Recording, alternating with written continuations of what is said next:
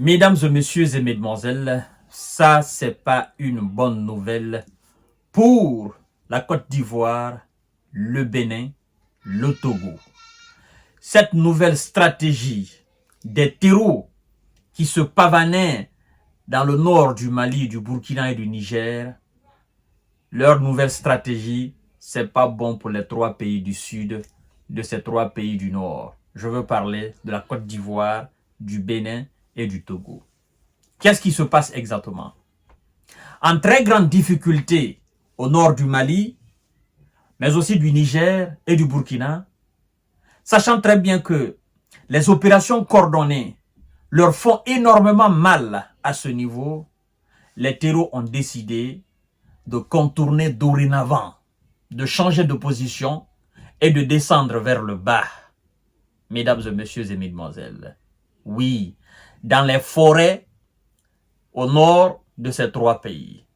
Parce que, selon nos informations, les terreaux ont constaté que dans cette zone, il y a de l'argent. Le commerce est intense.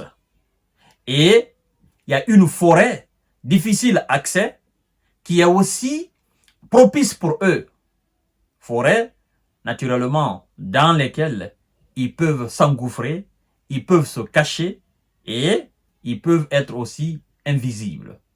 Mesdames et messieurs et mesdemoiselles, c'est RTN qui nous révèle cette information, radio-télévision nigérienne. Avant que nous développions ce sujet, je voudrais tout simplement que vous vous assurez d'avoir cliqué sur le bouton liker, d'activer la cloche de notification pour ne plus rater mes émissions, de vous abonner massivement sur cette page Kanté-J Visionnaire le vrai, sur cette chaîne YouTube, mesdames et messieurs. Après le débâcle des terreaux au niveau de Tezawatine, parce qu'il faut dire qu'après ce que les Occidentaux ont appelé défaite de l'armée malienne, il y a eu des représailles contre ces terreaux. Représailles dans les opérations conjointes aériennes de l'armée malienne et de l'armée burkinabé, avec aussi la participation de l'armée nigérienne. Tezawatine a été, c'est-à-dire les alentours de Tezawatine et Tezawatine, la ville elle-même, a été en quelque sorte synthétisée. Et vous avez d'ailleurs constaté, quand les différentes armées maliennes et burkinabées conjointement ont commencé à frapper les terreaux, ils ont fait une déclaration en disant que non, le Mali ou le Burkina sont en train de mener des opérations contre des orpailleurs. C'est parce qu'en réalité, ils étaient sous les coups du feu. Et après cela, est-ce que vous avez maintenant entendu parler de Tezawatine? Est-ce que vous avez entendu parler des Touaregs du nord du Mali à Tezawatine? Mais non. Non. Parce que ce qu'ils avaient, les matériels qu'ils avaient, les pick-up qu'ils avaient, les blindés qu'ils avaient, ont été repérés. Là où ils avaient caché cela, n'est-ce pas? Cette cachette a été repérée par les vecteurs aériens de l'armée malienne et de l'armée burkinabé. Et les matériels ont été pulvérisés, rendus en molécules. Et maintenant, qu'est-ce qui se passe? Je vous ai dit la fois dernière, mesdames et messieurs, je crois que vous n'avez pas oublié, quand j'ai appris que la Côte d'Ivoire de M. Alassane Dramane Ouattara avait accepté l'installation d'une base américaine dans ce pays, je vous ai dit, attention, avant l'arrivée de ces gens, les terreaux n'étaient pas en Côte d'Ivoire. Si j'ai bonne mémoire, il y a très longtemps, les terreaux avaient essayé de commettre une attaque dans le Grand Bassam. Mais il y a très longtemps de cela. Donc, j'ai dit à mes frères et sœurs ivoiriens, je dis, attention, les Ouïzas sont venus dans ce pays-là. Il ne faut pas qu'ils ramènent les terreaux dans ce pays. Il ne faut pas qu'ils ramènent les terreaux dans cette localité. Et il ne faudrait pas que les terreaux suivent les Ouïzas dans cette localité. Et finalement, malheureusement, ce que j'avais prédit, c'est ce qu'on est en train d'assister là. Qui dit Bénin, qui dit Côte d'Ivoire, qui dit Togo, ben, dira demain la Guinée. Après, ça va suivre tout le sud.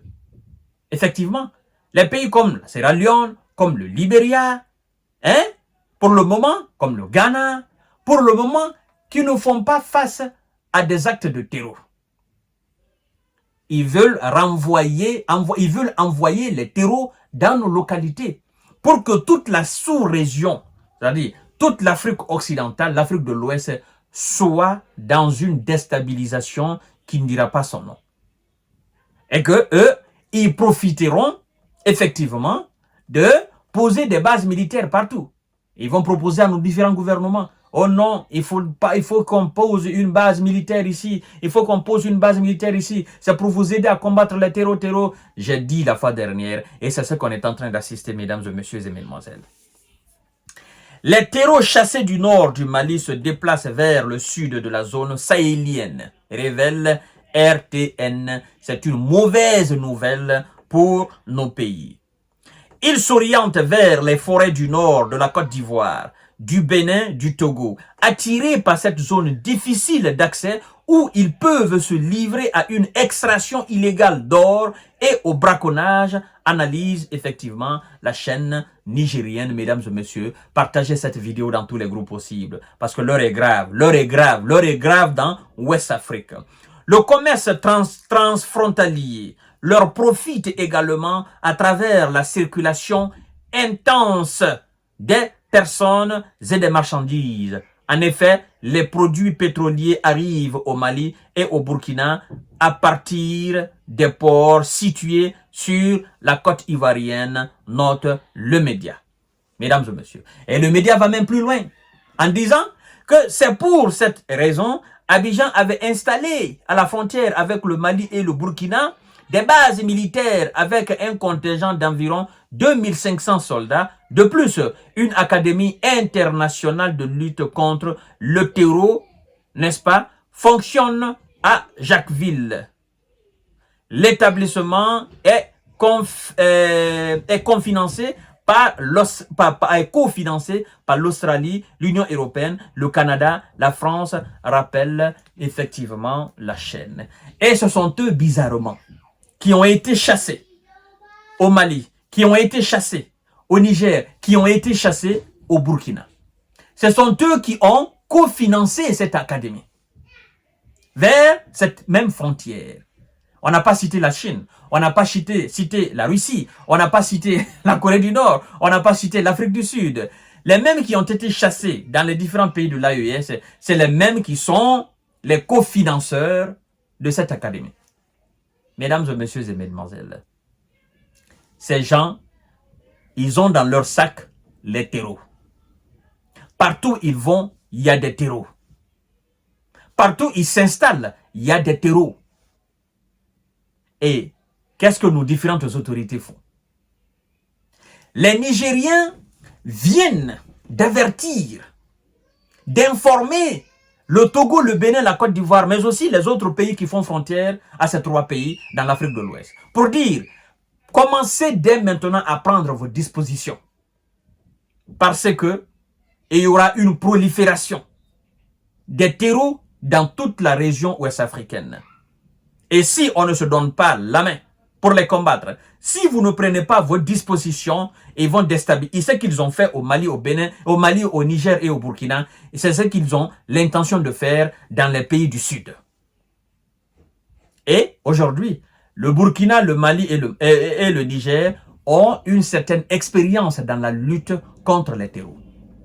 Les pays comme la Côte d'Ivoire, le Bénin, le Togo, la Guinée, Sierra Leone, Libéria, Guinée-Bissau, c'est vrai, n'ont pas encore été confrontés, n'est-ce pas, des actes de terreau. Donc, ont moins d'expérience dans la lutte contre les terreaux que les pays qui font face. Et donc, c'est un avertissement. C'est pour dire, nos frères du Sud, faites très attention. Vous avez ceux qui forment les terreaux, qui ont installé une base en Côte d'Ivoire, qui ont installé des bases au Bénin. Faites très attention. Nous allons assister à une prolifération des terreaux. Mesdames et messieurs, ça c'est une nouvelle très très dérangeante pour l'Afrique du Sud, pour l'Afrique de l'Ouest. Très dérangeante pour l'Afrique de l'Ouest. Donc, nous appelons nos dirigeants à prendre leurs responsabilités. Voilà.